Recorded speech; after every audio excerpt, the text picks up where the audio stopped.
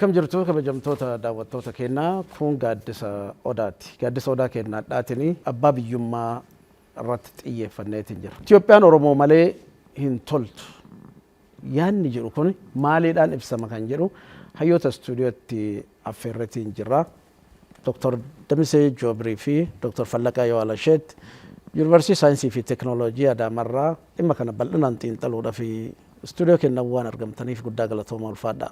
Baay'ee galatooma. Isinis ulfaadha. Himatni duraanii Oromoo daangatti achi dhiibuudhaa suni jijjiiramaatiin jira. Itoophiyaan Oromoo malee hin toltu, hin bareeddu. Yaanni jedhu kun maal jechuudha? Itoophiyaan Oromiyaa malee hin bareeddu yookaan Oromiyaa malee hin mul'attu jechuun kontribushiniin Oromiyaan biyya kana yookaan Itoophiyaadhaaf gooturraa ka'a. Maaliin ilaallu diinagdee ishiitiin ilaallu. Bal'inni Oromiyaa Itoophiyaa keessatti hanga parsantaayilii 32tti shallagama. 32 harka 32 bal'ina Itoophiyaa qabdi. Anaftee hanga manga jettuun ilaaltaa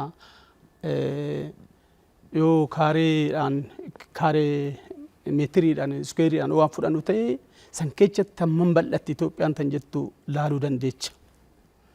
Bal'ina qofaa miti uummanni ishiyoo. Uummanni Itoophiyaa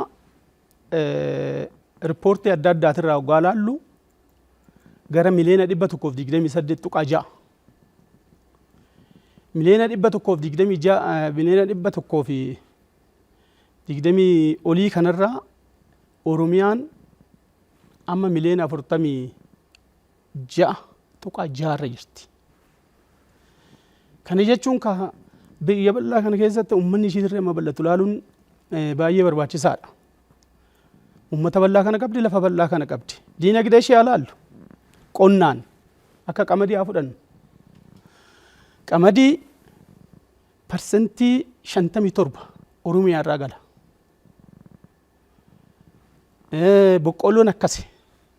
Boqqolloonis bishingaan garbuun yoo fudhanne oomishuma qonnaa kanaan Itoophiyaa keessaa Oromiyaan hanga parsantii 55 ol shallagama. Qonnaan albuudas fudhadhu akka warqii, akka jibsamii, akka simintoo amma soo fudhattee akka biyyaatti tokkoffaan ishuma. Qonnaanis, albuudanis, bal'inaanis, uummata bal'inaanis, lafa bal'inaanis sadarkaa tokko tokkoon jirti. Kana yoo walitti fiddee Oromiyaan urtuu duddaati Itoophiyaa kana jechuu dandeessa. Oromiyaa malee jiraachuu hin dandeessu jechuudha. Waabii nyaataa yoo fudhattu asuma Oromiyaa irraa dhufa. Albuuda yettani buna yoo jette harka 64 hanga 69 deema. Bunni an biyya alaa ergamoo gara 80 akka parsantii 80 deema. Kana jechuun minizaariin alaal gannus asuma jechaadha. Warqiitiinis tambunaaniitis. Kanaaf Oromiyaan urtuu duddaa Itoophiyaa taati. Itoophiyaan immoo Oromiyaa malee jiraachuun hin dandeessu waan jedhan. Addunyaa irratti afaan baay'ee jira. Fakkeenyaaf afaan 7,000 oltu jira. Addunyaa irra afaan Oromoo kun parsantii 37ffaadha raankiinsa. Addunyaa irra jechuudha. Afaan 7,000 keessa kun waan guddaadha. Biyya 195 keessatti dubbatamami kana keessa 37ffaadha afaan kun guddaadha jechuudha. Afrikaa keessatti afaan 2,000 oltu jira. Kana keessa 3ffaarra jira. Gaanfa Afrikaa kana keessa immoo biyyoota 4tu jira. Biyyoota 4 kana keessa afaan Oromoo kun bal'inaan dubbatamu tokkoffaadha. Kanaaf kuni fakkiidha jechuudha. Wanni agarsiisa. Guddina Oromoo argisiisa. Bal'ina Oromoo argisiisa. Wanni dhanisoo fudhanne diinagdee dhanisoo fudhanne wanti Oromiyaa keessaa bahu kuni sabab sablammoota Itoophiyaatiin kan oomishamu naannolee Oromiyaatiin kan oomishamu walitti dabalame kan Oromiyaa keessatti oomishamu kun hin caala. Guddaadha jechaadha. Ekspoortiidhaanis oomishaanis bal'ina lafaatiinis baay'ina uummatas keessa jiruunis hin caala. Uummanni kun uummata guddaadha jechaadha. Seenuma darbe keessatti soo laalle amma bal'ina Oromiyaa isaan kaasaniiru. Parsantii wanni estimeeshiniidha waan ta'eef daangaan kun bifa adda addaatiin wanniidha isteebil adeella. San irratti isteebilii waan hin taaneef san irratti hundaa'e maali parsantii 32 34 waan adda addaa jira. Oromiyaan keessatti sirni gadaa hin beekna. Oduu addunyaan of hin barin, oduu addunyaa waa'ee sirna dimokiraasii hin barin, bara dukkana san keessatti, bara biyya addunyaa kun wal jeequ wal cunqursu keessatti, sirna gadaa keessatti sirna dimokiraasii ijaarratee qaba. Uummanni kun uummata guddaa, uummata bilchaataadha, hayyuu guddaa of keessaa qaba. Kanaaf sirna dimokiraasii kana gadi dhaabuun Giriik faa duraayyuu hin jedhama. Amma litireechara adda addaa olaalle Giriik duraayyuu sirna dimokiraasii kan gadi dhaabe Oromoodha sirna gadaa keessatti.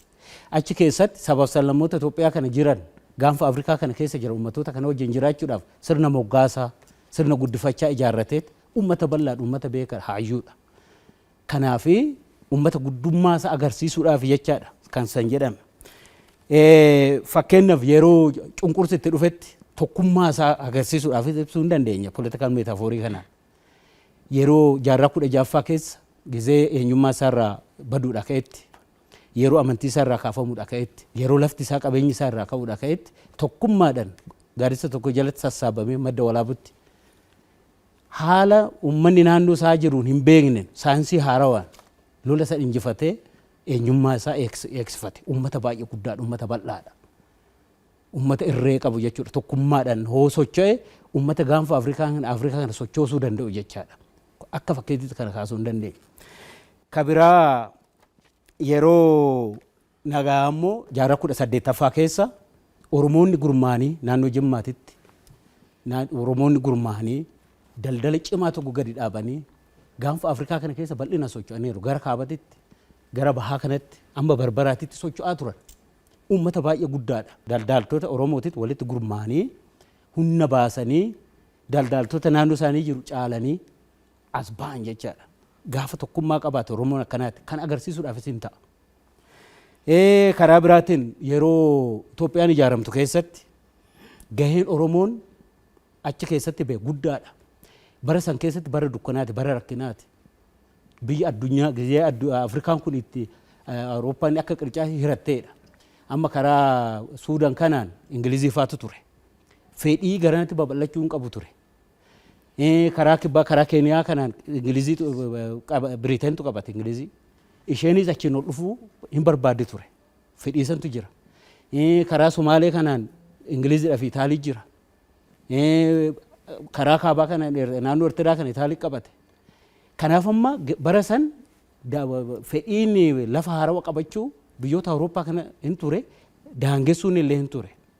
Yeroo san gaheen Oromoon Itoophiyaa ijaaruu keessatti baay'ee guddaa ture jechaadha. Sirriitti ijaaran. Duris gizee dukkanaa sanaan akka birillee fa'aa miidhaginaanis addunyaa kana hin hawwatan. Oromoon hin miidhaga. Ala kanatti sila garba godhatee kan rakkisuudhaa ka'e haadha manaa godhatee wajjin jiraate. Jaalalaanis uummanni kun guddaadha jechaadha. Hammachuudhaanis guddaadha. Akkuma duraan jedha moggaasan hin jira. Guddifachaan hin jira bifa adda addaatiin.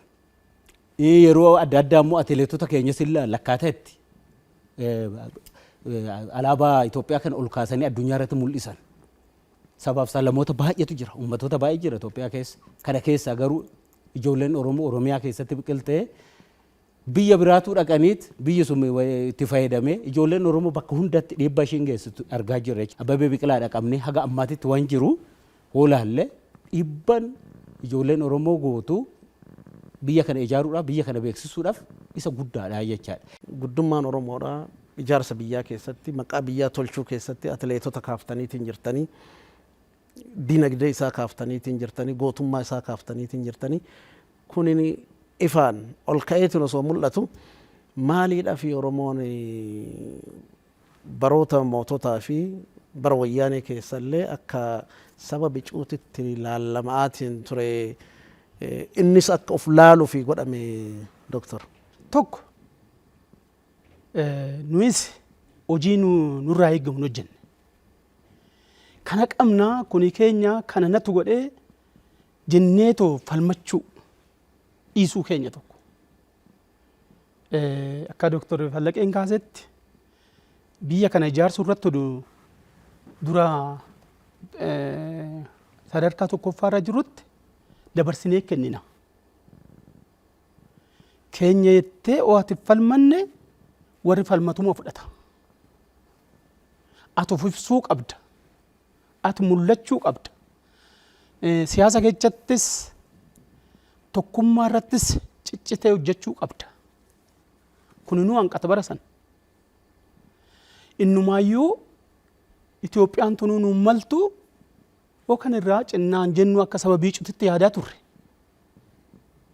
Miti Oromiyaan ijaaree ogaanu ta'e nuyi gindii mukaa guddaan odoo jirru odoo citee irree biraanchii ishii yookaan immoo damee ishiitti tuccata malee akkamitti nan citee lakki biyyi tun nama daallee lakki biyyi tuni anaa akka gahee kiyyatti naan kennine irraa deemurra akka amma jirru kanatti innumaa kanaa ol diinagdeedhaan akkamitti biyya kana utumnee akka jirru nyaata hin taanan galii biyya alaatii taanan ko doktor duratti kaasanii atileetiin taanan maalumaanuu odoo dura jirru ofii keenya qabeenya keenya sanis barree bal'ina keenyas barree ummata keenya bal'aa kanas beeknee of ittiin boonuu qabna.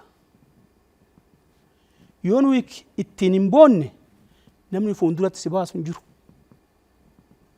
Qabeenya kee odoo qabdu lafa bal'aa kan odoo qabdu ji'oogiraafiidhaan jiddu galeessa taatee biyyi kun sirratti odoo wal lolu ani immoo biyya hin qabu atettu daboo sii baa'uun hin jiru. Kenna nuyi qabnu kenna Waaqayyoo fi warra abbootiin keenya abaabileen keenya du'anii asiin ga'anii nu harkaan gahan kana qabna jennee irratti hojjennee biyyi qabnu biyya Itoophiyaa tana Oromiyuma kanatti ijaare. Anuma akka keenyaa naannoo biraatitti walitti dhufee ijaare. Naannoliin kunis naannoo lakaanii wajjiniinis wal taanee biyya kana ijaarra malee tokko tokko olisii miti tokko tokko gadisii miti. Hundi keenya wal qixxummaadhaan elementoota kanatti walitti daamee Itoophiyaa ta'e malee takka hin taane. Afaan kiyya afaan kaaniin gadi miti afaan kaanii olisii miti qixxee isaaniiti. Hunduu wal qixxeedha. Kanammoo ijoolleen keenya Oromiyaan wanna qabnu kan ofirratti beekuu qabdi. Namni kun nutti naafa biyyi kun nutti naafa nu garuu waanuma qabnu iyyuu hin beeknu. Kanaaf ijoolleen keenya biyyi keenya uummanni keenya Oromiyaan karaa hundaanuu tokkoffaadhaan jirti. Kanatti beeknee ittiin boonnee uummata nu wajjin jiru wajjin wal kabajnee akka jirru akka beeknu barbaada. Oromoon maaliif osoo saba guddaa ta'eetiin gumaacha ganaa guddaa kana qabu waggoottan keessattuu bara moototaa fi bara wayyaanee keessatti akka bicuutitti uf laalatiin ture. Xiinsammuu akkamitti irratti hojjetamaa ture. Amma addunyaa irratti olaallee biyyoota kaanii poolitikaadhaa fi yookiin immoo siyaasa fi diinagdee isaanii waliin oofu. Biyyoonni kaanii ikoonoomii isaanii yookiin immoo diinagdee isaanii ol guddaa godhaniiti ittiin siyaasa geggeessu. Wanni siyaasa dadhabaadha. Diinagdee isaanii guddaadha. Kun immoo siyaasa guddaadha. Diinagdee isaanii hin xiqqeessu. Amma gara westernii kan hoo dhufne siyaasni isaaniitis cimaadha. Ikoonoomii isaaniitis cimaadha. Biyya kufuu miti jechaadha. Sustainability isa hayiidha. Biyyoonni diinagdee isaanii guddaa ta'e ittiin poolitikaa manipuleet godhan ittiin poolitikaa geggeessan ittiin fedhii geggeessan fakkeenyaaf warra miidil istii kana kan akka Quatar kana United Arab Emirates kana Saudi Arabiyaa kana Quatar kana biyyi kun fakkeenyaaf diinagdeedhaan siyaasa isaanii manipuleet godhu. Kanaaf gaafa ikoonomiin isaanii sun gadi bu'e an akka Siiriyaa kana ta'u an akka Liibiyaa kana ta'u an akka Yemen kana ta'u an akka Iraaq kana ta'u hin dadhabachuu hin bittinnaa'u sustainability hin qabaatan. Biyyoonni kun immoo siyaasa isaaniitiin diinagdee isaanii manipuleet godhu. Biyyoota Afrikaa baay'ee waa hundumaayyuu wanni loojikii isaatiin ikoonomiin akka deemu godhan. Sammuu namaa qabu akka wanni sun achiin hin deemne. Poolisii adda addaa itti baasu. Daangaa itti godhu. Daayirekshinii adda addaa poolisii adda addaa itti baasanii hidhanii hin kaa'u. Itoophiyaan jijjiirama dura akkasittidhaa turte. Fakkeenyaaf gizee Minilikii soo fudhanne siyaasni isaa guddaadha. Ikoonomii san karaa saayinsii ikoonomiitiin akka hin deemne loojikii ikoonomiitiin akka hin deemne hidhanii qabu. Ittiin jajamuu barbaadu. Siyaasan ikoonomii hojjetu. Ikoonomiin liid of hin godhu akka saayinsiititti. Gizee Haile Sillaaseetis gizee yeroo Adawaayitis kanuma keessa dabara jechuudha. Garuu sirnatti garaagarummaan haa jiraatu malee kanuma keessa turre. Amma gizee yeroo Adawaayii kana yoo fudhanne siyaasa ol guddisaniit diinagdee san immoo siyaasan geggeessaa turan jechaadha. Saayinsii mataa isaatiin akka hin deemne godhu diinagdee san. Kanaaf amma propagaandaa baay'isu. Fakkeenyaaf gizee tokko na yaadadha paarlaamaa keessaa bulchaanii diddaniituma dijjiitii 2 guddanne jettanii addunyaan kana hin jenne persentii 5 guddataniiti gizee san sobaniiti dijjiitii 2 guddanne jedhanii propagaandaa afuufaa turan jechaadha yeroo sanitti. Namni hin beeka qabatamaadha mana ofii keessatti hin argaa haala jiru hin argaa. Garuu didaniituma dijjiitii 2 guddanne jedhan wanni isaan leegalaayiz godhachuu barbaadu siyaasa san ittiin nama qabachuu barbaadu aangoorra turuu barbaadu. Wanni kaampaanii adda addaa gaafa ijaaran namatti maxxansanii ijaaru. Fakkeenyaaf sukkaara abbaan hoogganu hin beekama. Sukkaara faadhee nama waawwamantu jira. Simmintoo kanarratti caati irratti namoota lafa kaa'u jechaadha. Namootuma dhuunfatu manipuleet godha. Faayidaa namaatiif odoo hin taane faayidaa ofiitiif. San immoo Oromiyaan qabeenya guddaa waan qabduu fi uummanni kanatti akka baannan hin barbaadan. Akka asoleet ta'u godhu. Sabab salamii wajjin akka waliin galle godhu. Daangaa kuni lafti kee asitti hafeedhu kanaan asitti hafe jedhu. Daangaa. Kanaaf kun namni waa'ee reyaalitii jiru dhiiseeti walii isaatitti walitti bu'a. Oromuma keessattuu godinaan aanadhaan haga balbalaatitti walitti buusu wal shakkii uuma. Kun immoo maal godhaa Oromoon akka qabeenya isaan agarre.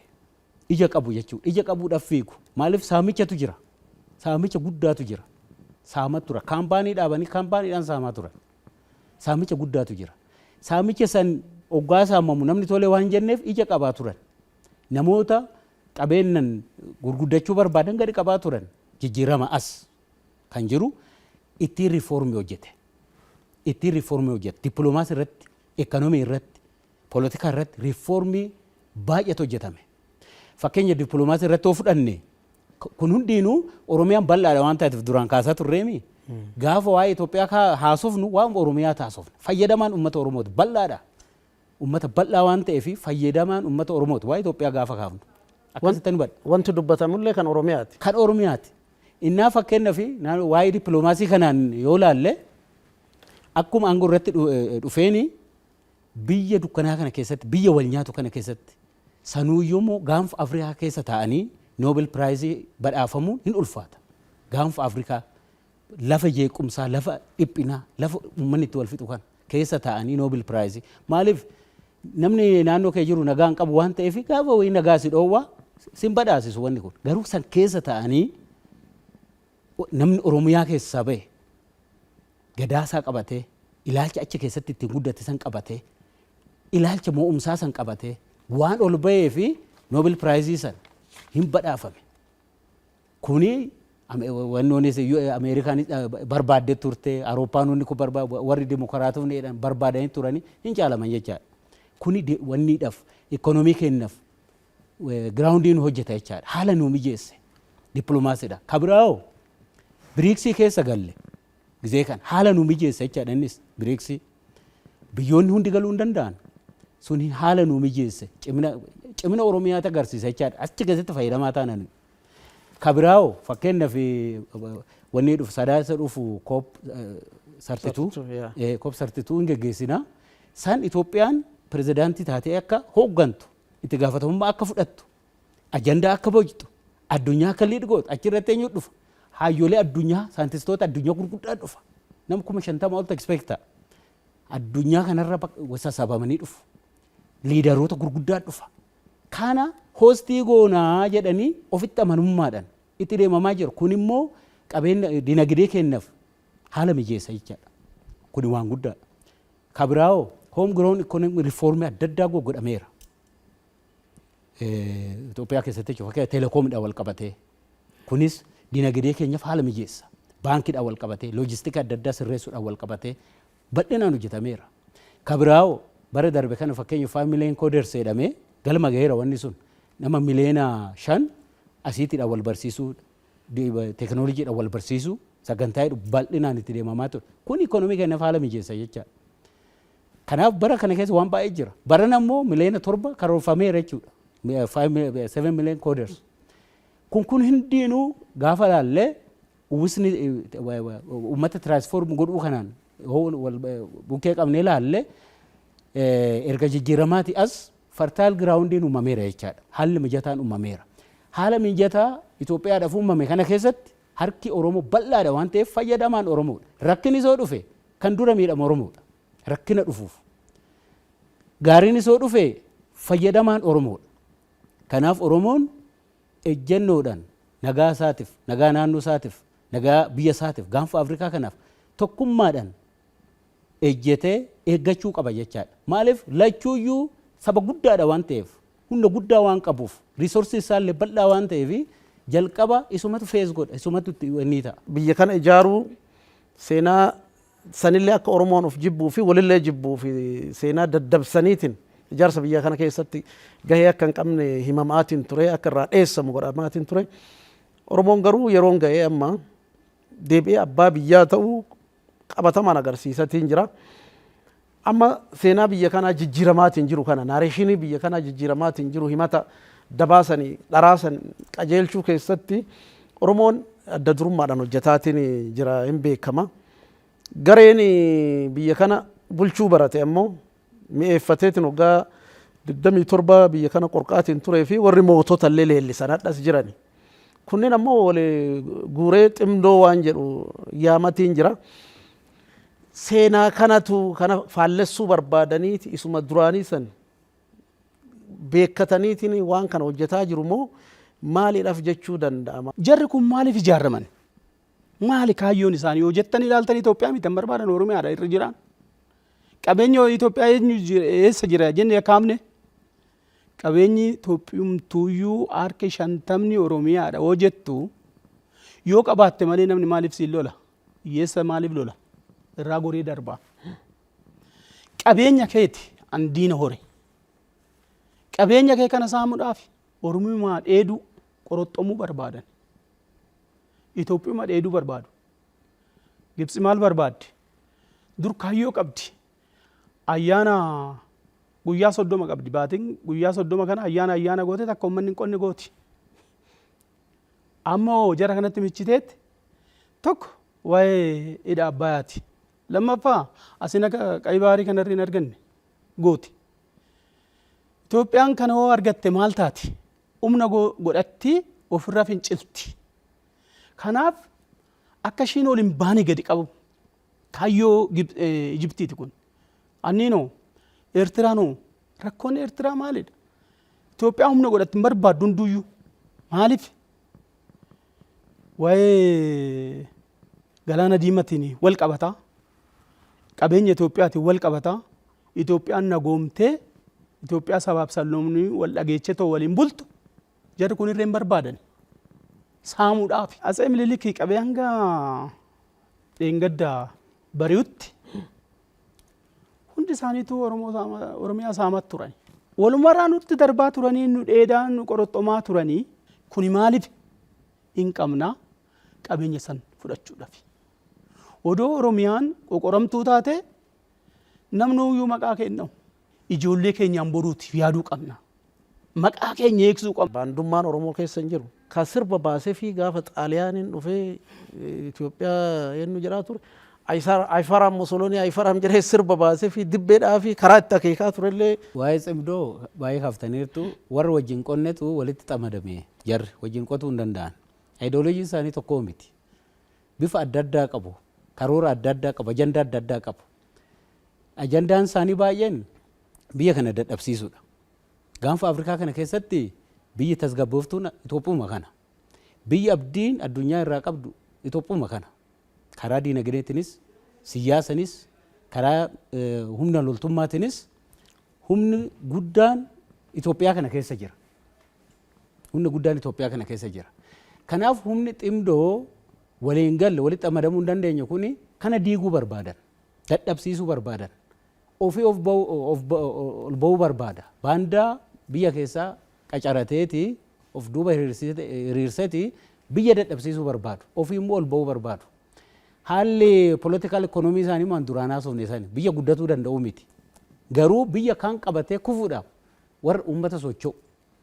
Eertiraa soo fudhanne uummatuma ishiin bulchaa jirtuyyuu teekinooloojiin beekan, yuunivarsiitiin hin jiru, qonni hin jiru, oomtuu hin jiru, albuuduma warquma kana manaamana gurguraniitu diyaaspooraa kanarraa qarshii gurguraniitu kanumaan jiraatu hojii wallaalchisee uummata dargaggoota achi keessa buqqiseet akkasuma akka taatu barbaada. Oromiyaa diigamte, Itoophiyaa diigamte barbaada. Suudanii soo dhufne ofiifuu akkaataa itti jiran kana. Anuma akkasii barbaadu. Gibxi yoo fudhanne immoo ani duraan kaasasan intarestii Blue Nile kana wal qabatee intarestii guddaa jira. Bishaan guddaan immoo Oromiyaa keessaa wayi annaqu iyyuu sirriitti waan Oromiyaa leellifamneef malee bishaan gurguddaan Oromiyaa keessaa kan deemu. An akka Dhedheessaa, Mogor, Jaamaa, lagoolee xixiqqoon baay'ee jira. Lagooleen kun hundi dhaqanii san foormii godhu Oromiyaa keessaa deemaniiti. Kanaaf amma Oromoon aangoo qabachuusaa dhukkubbii mataati baasee. Ummata dimokiraatawaa, ummata guddaa, ummata beekaa akka ta'e hin beeku. Kanaaf odoonni gadi hin qabatin daddafanii miila jalaa dha'uu barbaadu. Oromoon garuu akkuma aadaa isaatitti nyapha qe'ee isaatitti waamu hin affeeru. Hin argine seenaa Oromiyaa kana keessatti hin argine gaafa nyapha qe'ee isaatitti waamu. Qe'ee isaa jaalata, qabeenya isaa jaalata, ijoollee isaa jaalata. Waan hin taaneef jiruu isaa qisaasessuu hin barbaadu. Biyya isaa jaalata. Biyya isaa jaalata. Biyya isaa jaalata. Kanaaf amma feesoo xammadamee qoma Oromoo kun babal'aadha. Garma kaabaa bakkuma ximdoon itti socho'u kanas Oromoo baay'ee jira bee. Warri baannani baay'ee jira. Maqaa dha'uu dandeenya jechuudha baay'ee. Naannuma raayyaa kana keessa, naannuma walloo kana keessa, goojjamuma kana keessa sodoo tuttuqnee ilaalle waan baay'ee jira. Qe'ee ofii keessatti Oromoon gonkuma yaadee ximdoo kana qe'ee isaatitti naffeeru kan natti fakkaatu jechaadha. Kanaaf ximdoonii qilleensuma irratti walitti amadame malee lafa qabatee jijjiirama hin fideenneetis hin eegnu. Ani inni irratti ijaarames daandii sobaati, propagaandaa sobaati dhugaa dubbachuuf yoo ta'e. Propagaandaa sobaa. Warri walitti amadame kun seenaa isaanii yoo duubatti tiraa goonee ilaalle yookiin Salamooniik daanaastii biratti argatta. Sanyummaadhaan, amantiidhaan diriirfamee biyya bulchuudhaaf warra fedhii guddaa agarsiisan argita yoo ilaalte. Yookaan immoo kaampaanii hannaa ijaarratanii waggaa 27 biyya kana saamaa akka turan argita. Akka kaampaaniititti, akka dhuunfatitti biyya saamaa ture argita. Kanaaf jarri kullachuu hoo ilaalle biyya kana bu'aa buusuuf miti. Kaayyoon isaanii maaliin tokkoffaa saamaniiru. Warri saame sun immoo jiraachuu hin dandeenyu jedhaniiti itti amanu. Ofiifuu qabeenya keenyas eeggachuu hin dandeenyu, jiraachuus hin dandeenyu jedhanii waan itti amananii fi haga danda'ame, haga lubbuun keessaa baatutti oliif gadi wixxirfachuun hin jira jechaadha. Ani itti wixxirfatan kan immoo waggaa 27 ittiin biyya ni ijaarre hataa turani, biyya adda addaatitti kuusaa turan, dhoksaa turan qabeenya saamanii. Qabeenyi baay'inaan saamame aan Oromiyaa kana baay'inaan saamaa turan bifa adda addaatti bunarratti gurmaa'u. Akkuma duraan kaasa bunarratti gurmaa'u. Amma yeroon qabnuufi malee waa'ee bunaa akkaataa itti teekinooloojiin itti dhufee akkaataa itti amma tiriitii itti gochaa jiran tireesabiliitii isaa ispeeshaalitii bunaa direct tireedii godhanii akkaataa itti amma bunaa itti deemamaa jiru. Duraan garuu gidduu gala dallaala hedduu galchanii hedduu galanii asiin qote bulaa saamaa turan, asiin daldalaa saamaa turan, gidduu ta'anii saamaa turan jechaadha. Dhimma caatii, dhimma sukkaaraa, dhimma adda addaa kaafneerra. Waan achi saamaa turan saniin deebi'anii amma walitti qabanii ittiin biyya jeeqaru jechuudha. Amma sun dhumtutti ittiin biyya jeeqaran jechaadha jarri kun. Kanaaf dhugaa irratti waan hin hundoofnee fi ummatuma isaan keessa socho'an san keessattuu fudhataman arganne hiriira irratti baay'een argaa irra. Naannoo Tigraay keessatti wayyaaniin fudhataman qabdu argineerra. Ummanni irratti hiriira ba'aa jira. Hin barbaannu jechaa jira. Lola hin barbaannu jechaa jira. Dargaggeen keessaa baqataa jira. lakki biyya keenya bilisoomsine jedhanii immoo warri gurmaa'an hin jiru Tigraay keessa bitire. Kanaaf uummatuma keessaa baansanii keessattuu fudhataman arganne saksesiin ta'anu yoomiyyuu. Maaliif Oromoon kana hadheeffatuu qaba jechuudha dhugaa dubbachuuf ta'e hadheeffatee jibbuu qaba. Bakka nagaa argatuu qaba qeessaatitti. Ikoonoomii isaa hoogganachuu qaba. Biyya kanas geggeessuu qaba. Guddummaa isaa agarsiisuu qaba. Jara kan hadheeffatee jibbuu qaba. Bakka nagaa barbaanna, tasgabbii barbaanna, jireenya barbaanna. Ijoolleen keenya seeran baratee akka deebi'u barbaanna. Amma jechaadha. Kanaaf environmentii gaarii keessa taanee jiraachuu barbaanna. Jeequmsa keessatti wanni gadi bu'u tokkoyyuu waan hin jirree fi uummanni Oromoo kanarratti itti gaafatamummaa guddaa waan qabuuf biyyas geggeessaa waan jiruuf guddummaa isaa beekumsa isaa agarsiisuu qaba jechuudha asirratti jedhee namana. Seenessi dharaa suniin aduun itti bahuu agarsiisu jarri kun ammallee wal gurmeessee kun akka namoonni baay'een jedhanii ekspertoonni siyaasaadha. Jarri kun nama dhuunfaadhaa fuuldura jiru ministeera muummee biyyattii isarratti qofa osoo hin ta'in saba inni keessaa baay'isanii jibbaa agarsiisaa warri jedhanillee hin dudubbatama. Wal waamee warri waliin galle warri garagara harkifatu bitaaf mirga warri wajjin qotuu hin dandeenye akkuma Dr. Fallaqeen jedhan kun wal waamee dhufuuni sabuma biyya kana ijaaraa jiru kanarraa hinaaffaa qabaatinnu seenessi dharaa sun aduun waan itti baatee fi Dr. Qotiima duriin hin qottu ati. Barreen gaddaa bara kaan yookaan bara darbe waan ittiin hojjette suni waan ammayyaatti deemuu qabda. Teekinooloojiin biraatti darbuu qabda. Barreen gaddaa qawweedhaan oo mootu baranas qawweedhaan hin mootu. Barri addaqa.